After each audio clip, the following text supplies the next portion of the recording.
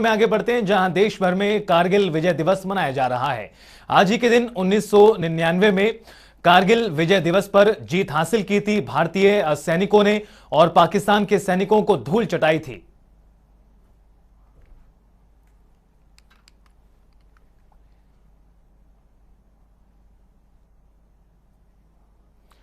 तो तस्वीरें आपको दिखा रहे हैं जहां पर श्रद्धांजलि अर्पित करते रक्षा मंत्री राजनाथ सिंह नजर आ रहे हैं।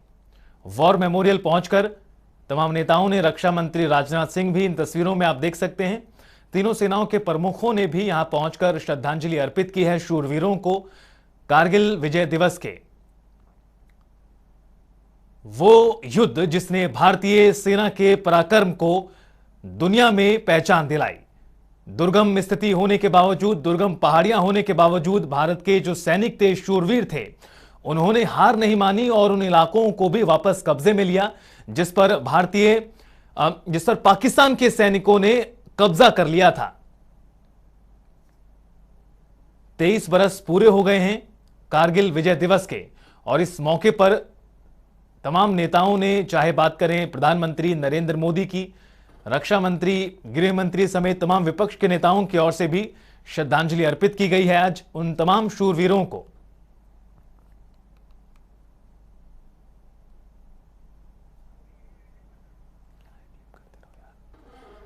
कारगिल विजय दिवस आन बान और शान का प्रतीक। 23वां कारगिल विजय दिवस है आज और इस मौके पर यह तस्वीरें आपको दिखा रहे हैं जहां पर तीनों सेनाओं के प्रमुखों ने श्रद्धांजलि अर्पित की।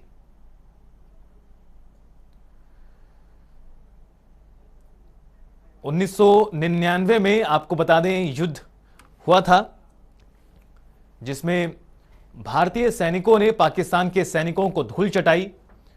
किस तरह से यह युद्ध हुआ और बड़ी कामयाबी भारतीय सैनिकों ने इसमें हासिल की थी, क्योंकि जो दुश्मन थे वो ऐसी जगहों पर जाके कब्जा जमाए हुए थे जहां पर पहुंचना बेहद मुश्किल था, लेकिन भारत के शूरवीरों ने उस कठिन चुनौती को भी पार किया। कौन है?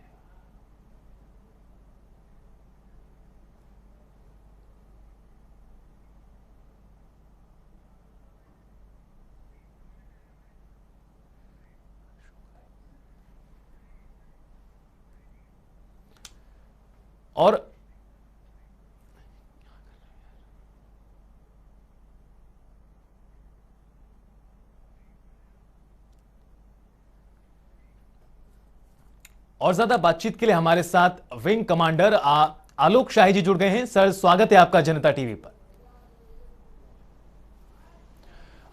सर, क्या आप तक आवाज पहुंच रही है? जी हाँ, आवाज पहुंच रही है। मेरी आवाज आ रही है? जी सर, 23 बरस हो गए हैं कारगिल विजय दिवस के। उस वक्त से लेकर आज हम देखें तो हमारी जो सेनाएं हैं बहुत ज्यादा मजबूत हो गई हैं। किस तरह से आज आप अब भारतीय सेना को देखते हैं? देखिए, कारगिल युद्ध से हम लोगों को बहुत सारी शिक्षा मिली, बहुत सारे परिवर्तन करने की जरूरत हमने महसूस की उस समय और बहुत सारे परिवर्तन किए गए। तो कारगिल युद्ध जो है वो हमारे लिए एक बहुत बड़ा सबक था कि हम अपने आप को पर्वतीय युद्ध क्षेत्र में किस तरह से ढालें, और जो जाड़े के दिनों में हम वापस चले आते थे, आपसी एक सहमति होती थी पाकिस्तान के साथ भी, वो भी चले जाते थे और हम भी वापस चले आते थे।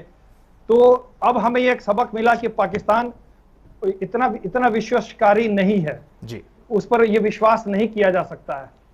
तो ये एक शिक्षा मिली हमें। और आज के समय में आप देखिए कि उन चोटियों पे पूरे जाड़े पे हमारे सैनिक रहते हैं बर्फ के दौरान, चाहे जितनी भी तकलीफें उनको झेलनी पड़े। तो ये एक सबक मिला। एक और सबक यह मिला कि तीनों सेनाओं के साथ में एक समन्वय होना चाहिए, एक सेंट्रल कमांड फोर्स होना चाहिए, जिसके लिए सीडीएस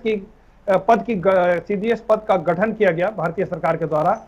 ये हमें शिक्षा जो मिली वो कारगिल युद्ध से ही मिली।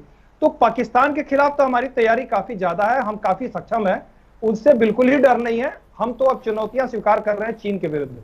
जी लेकिन आलोक साई जी, जैसे आपने कहा कि वो जो युद्ध था वो इतना आसान नहीं था, क्योंकि जो दुश्मन थे वो ऐसी जगह पर जाकर कब्जा जमा चुके थे जहां पर पहुंचना आसान नहीं था। ऐसे में उस दुर्गम परिस्थितियों में भी भारत के शूरवीरों ने जो परिचय दिया वो पूरी दुनिया ने देखा, और यही वजह है कि उस युद्ध को आज भी याद किया जाता है और उसे पूरे सम्मान के साथ देखा जाता है। जी हाँ, बहुत ही दुर्गम परिस्थितियां थी, क्योंकि करीब 150 किलोमीटर की लंबाई के पूरे चोटियों पे जी 20,000 से 28,000 तक की चोटियां थीं। उस पर ये इन्होंने अपनी पहुंच बना ली थी। न सिर्फ पहुंच बना ली थी, अपने आप को बंकर्स में अच्छी तरह स्थापित कर लिया था। तो जब दुश्मन ऊपर पहाड़ी पे अपने आप को स्थापित कर लेता है, तो आपको नीचे से पहाड़ी पे चढ़ के उस पर कब्जा करना लगभग असंभव हो जाता है, क्योंकि ऊपर से वो आसानी से आपको चुन चुन के मारेगा। यही चुनौती थी कि हम उनको कैसे वहां से उखाड़ फेंके। इसके लिए पहले तो प्रयास किया गया कि बिना वायुसेना के मदद के भी हो जाए, लेकिन ऐसी परिस्थितियां थी कि वायुसेना की मदद लेनी बहुत जरूरत हो गई और लिया गया मदद। 26 तारीख से एयर स्ट्राइक लॉन्च हुआ और उसके बाद जो कारनामा हमारे जवानों ने कर दिखाया वो पूरे विश्व के सामने है। और उन दुर्गम पहाड़ियों पर चढ़ के हमने उनको मारा, उनको वहां से खदेड़ा और उनको मात दी। वो जोश जो हमने दिखाया, वो जो आत्मबल हमारे सैनिकों ने दिखलाया, वो विश्व में अद्वितीय है। जाहिर तौर पर विश्व में अद्वितीय है। लेकिन इस पूरे युद्ध में सर वायुसेना की भी भूमिका काफी ज्यादा अहम रही थी, क्योंकि उसकी वजह से कहीं ना कहीं ये जो युद्ध था वो निर्णायक स्थिति पर पहुंचा था। जी, होता क्या था कि उन पहाड़ियों के ऊपर उनके ऊपर ये निर्णय लिया गया कि एयर स्ट्राइक्स किया जाए, और एयर स्ट्राइक करने के बाद जब दुश्मन थोड़ा तहस नहस हो, बौखलाया हुआ है, उसी समय हमारे सैनिक पहाड़ियों पर चढ़े, तो थोड़ा सा दुश्मन के जो फायर है वो कम हो जाएगा और थोड़ी सी जो उसकी क्षमता है वो कम हो जाएगी। तो हमने 26 तारीख से स्ट्राइक लॉन्च किया। विभिन्न वायुसेना स्थलों से हर एक तरह के जहाज उड़े। लेकिन एक बहुत रोचक बात यह है कि एक और सबक हमने वहां सीखा कि पहाड़ियों पे अगर बंकर्स बने हुए हैं तो सामान्य बॉम्ब या रॉकेट्स वहां काम नहीं आएंगे। वहां पर प्रिसीजन बॉम्बिंग करना पड़ता है, क्योंकि जो पहाड़ों के कॉन्टूर